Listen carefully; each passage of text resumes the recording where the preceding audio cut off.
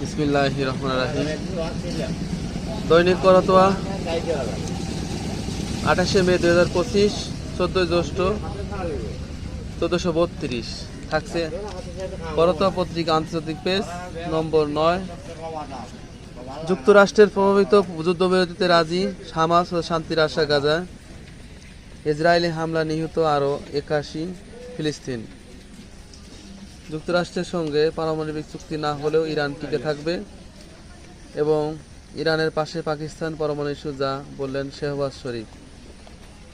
এবং ইউক্রেনকে রাশিয়ার ভেতর ক্ষেপণাস্ত্র হামলা অনুমতি দিল পশ্চিমা মিত্ররা এবং যুদ্ধ সক্ষমতা বাড়াতে চীনা মহড়ার নৌবাহিনীর মহড়া।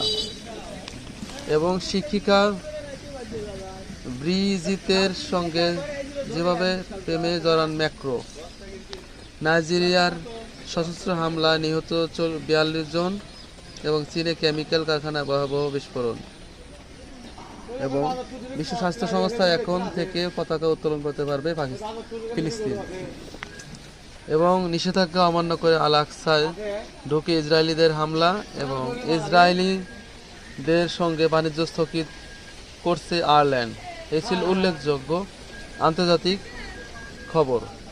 ধন্যবাদ।